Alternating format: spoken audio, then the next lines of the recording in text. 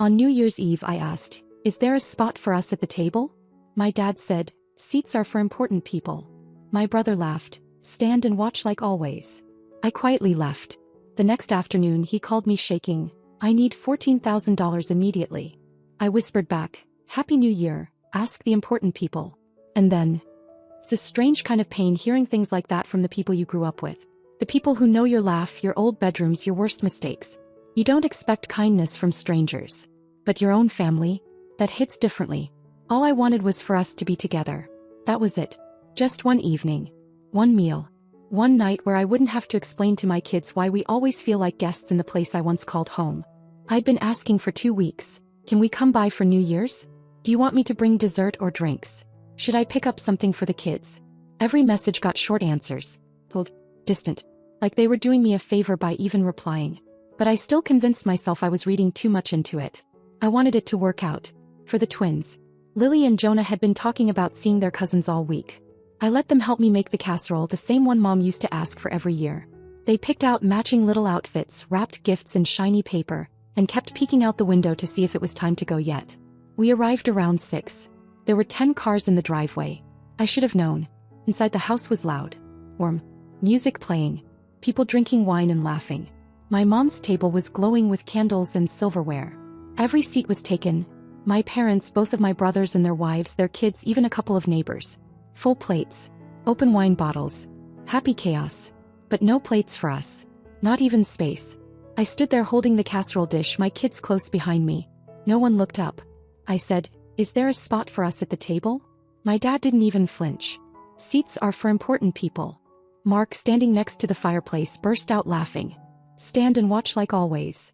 Everyone kept eating. That was it. I didn't argue. I didn't make a scene.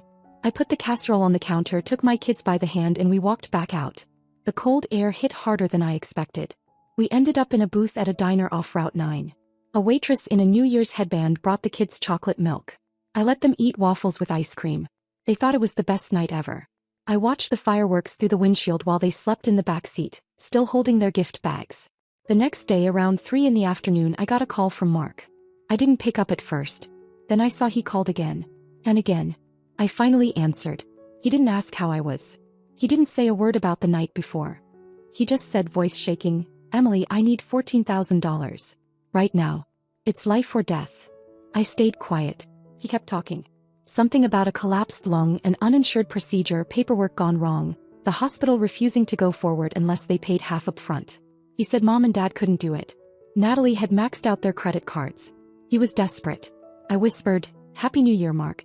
Ask the important people." Then I hung up. 5 minutes later Mom called. Then Natalie. Then Dad. My phone kept buzzing for hours. Missed calls, voicemails. Texts piling up. I didn't answer any of them. And that's when I knew I was only invisible until they needed something.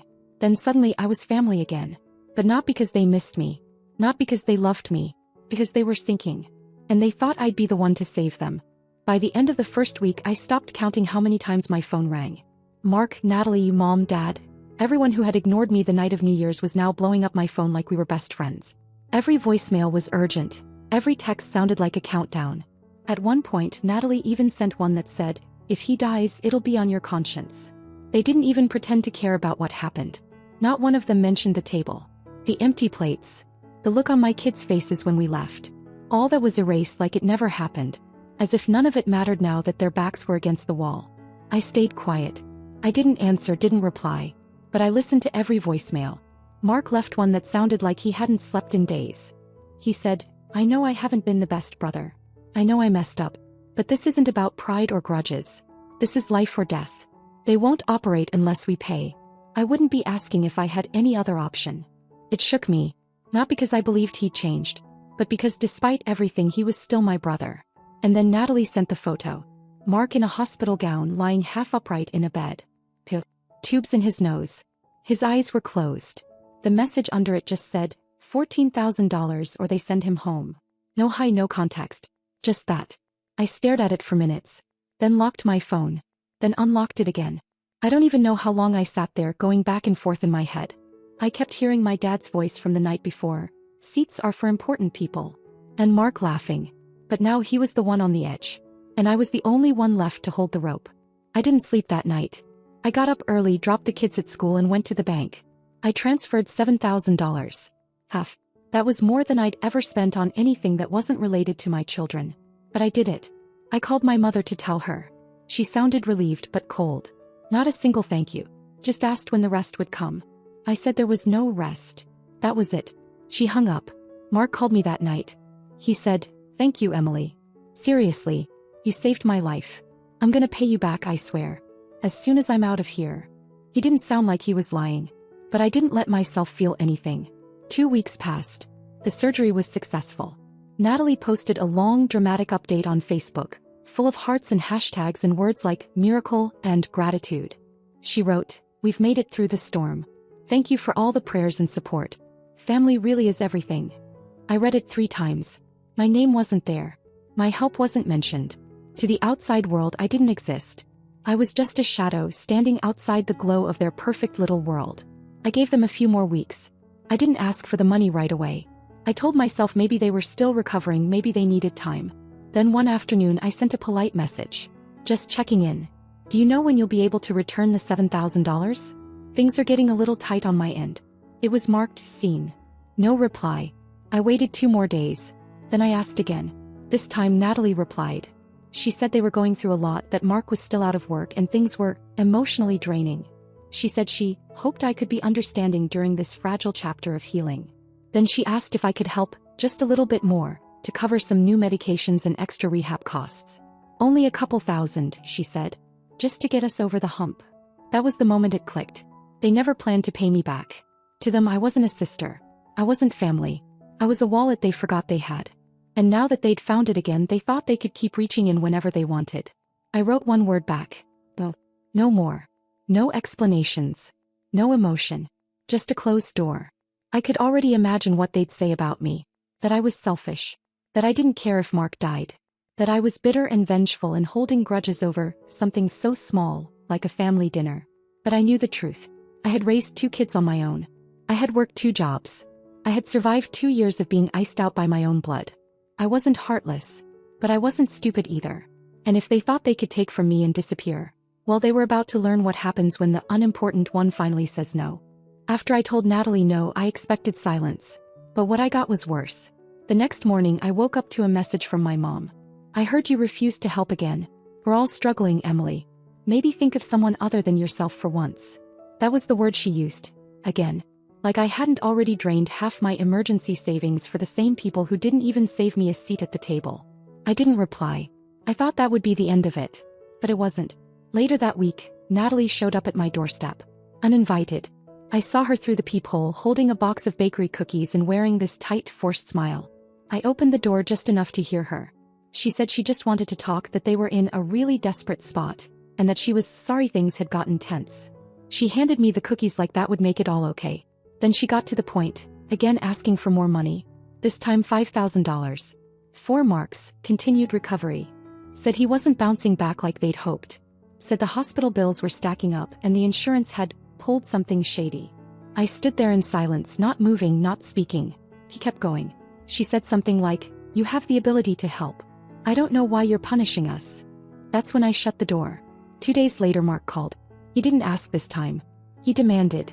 Said I owed him for saving me from a lot worse years ago, whatever that meant.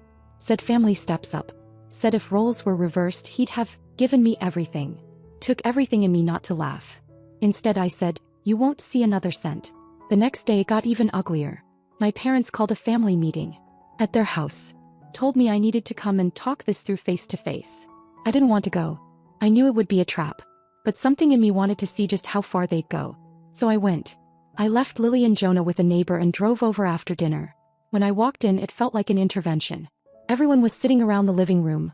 Mom, Dad, Mark, Natalie. Like some twisted family court. They didn't even pretend it was about making peace.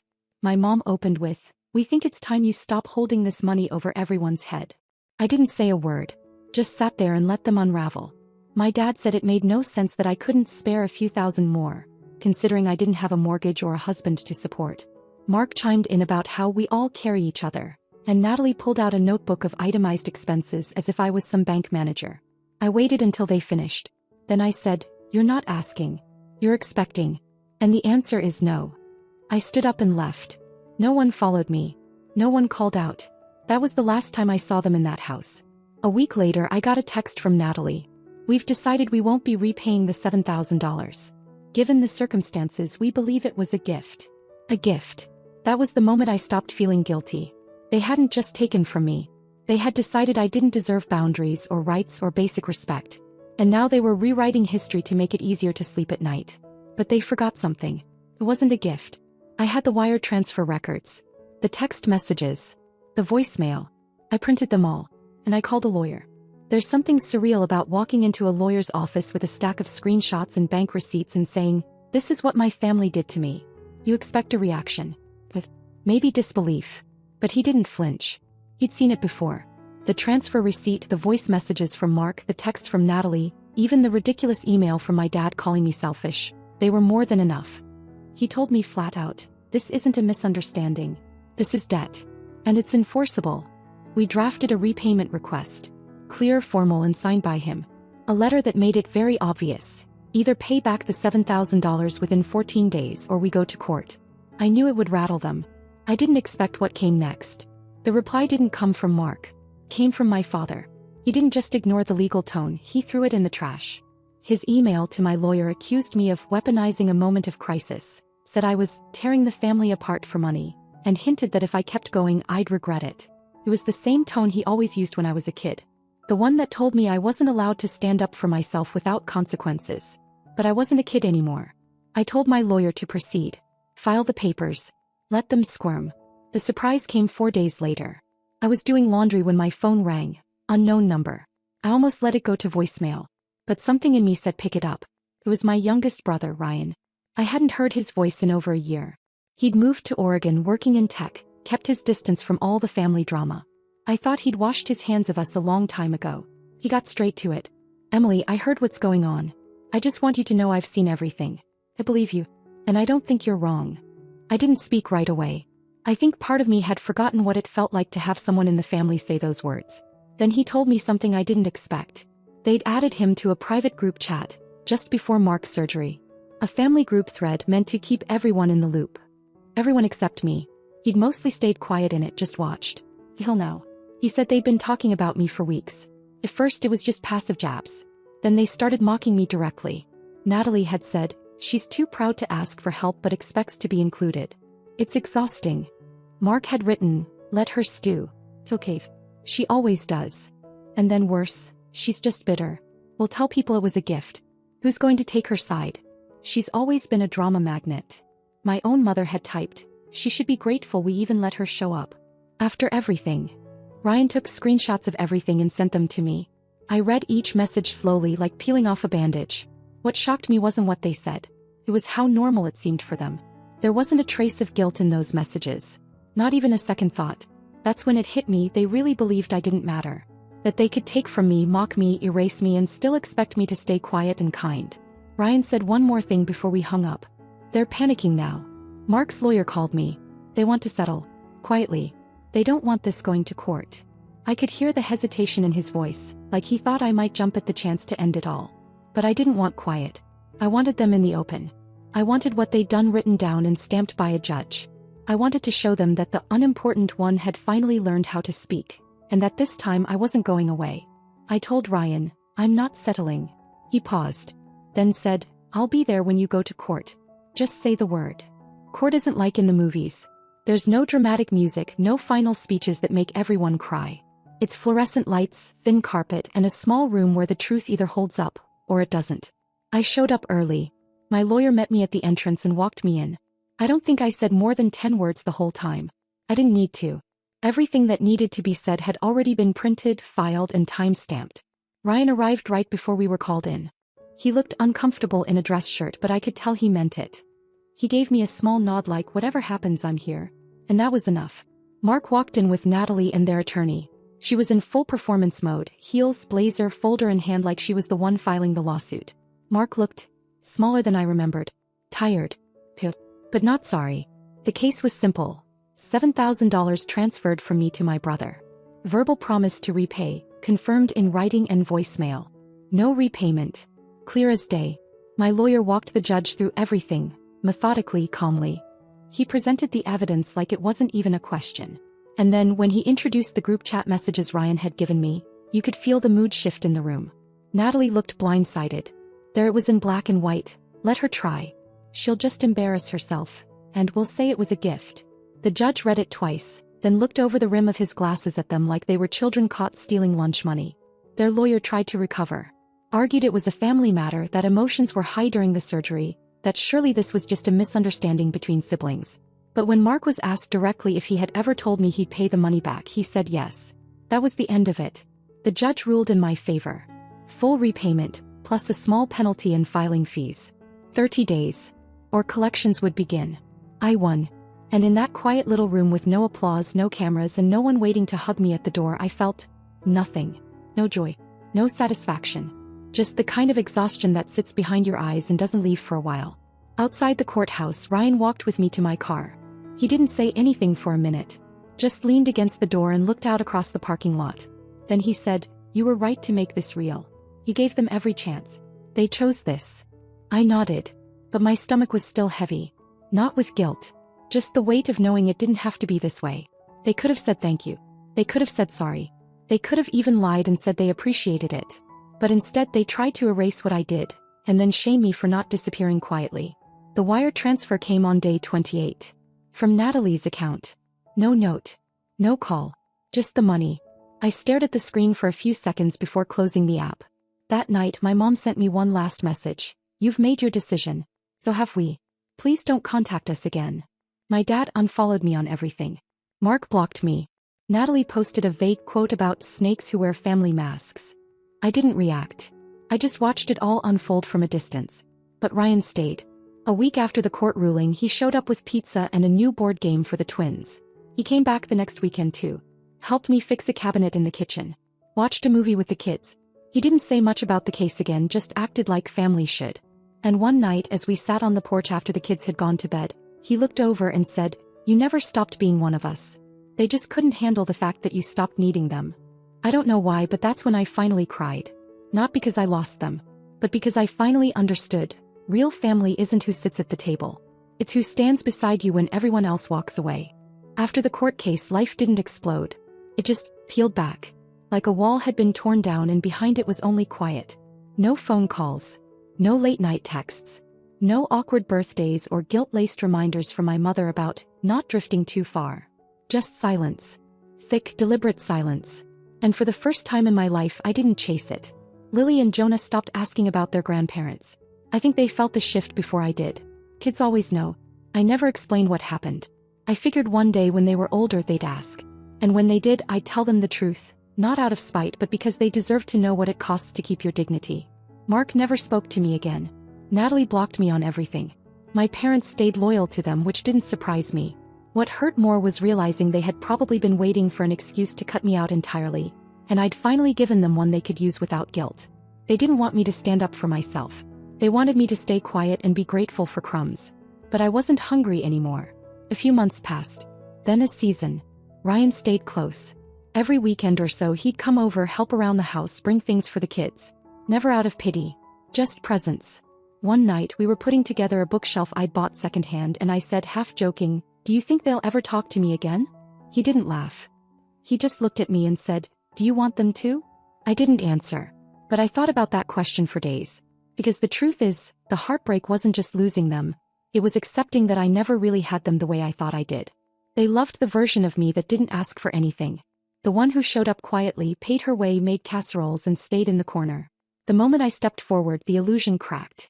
Around the same time, I finally dipped into the rest of my savings and moved us into a slightly bigger apartment. Nothing fancy, but for the first time the twins had their own rooms. I painted Jonah's walls blue and Lily's yellow. We picked out curtains together. Felt like claiming something. Like starting over on our own terms.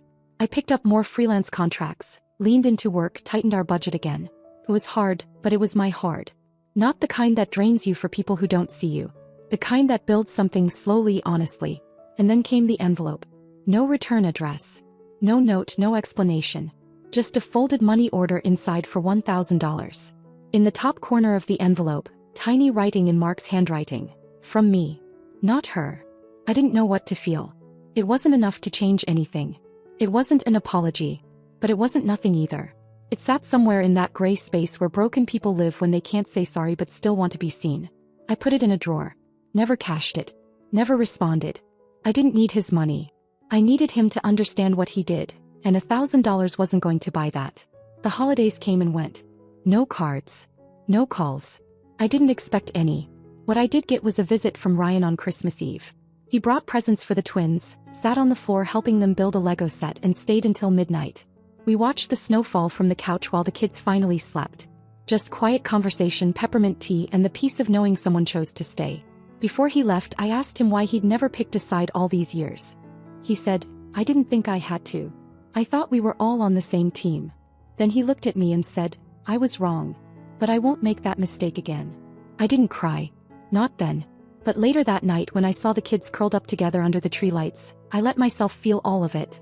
The hurt, the release, the sharp edge of closure. Because they never gave me a seat at the table. But I made one. For me. For my kids. For anyone who chooses love over silence. And this time no one gets to take it away. Sometimes I still drive past my parents' neighborhood. Not often and never on purpose. But when I do I feel nothing. Not anger. Not longing. Just a kind of stillness, like watching an old house that used to be yours but now belongs to strangers. I wonder sometimes if Mark ever thinks about it. If Natalie scrolls past photos of my kids and feels the slightest flicker of shame. I doubt it. People like them learn to rewrite things quickly, to make themselves the heroes in stories where they were never even the ones bleeding. But I'm done rewriting myself to make others comfortable. I've got enough now. Not in the bank. In the mirror. In the laughter echoing through our small apartment. In Ryan who stayed. In two kids who know what love feels like even when it looks different than they expected.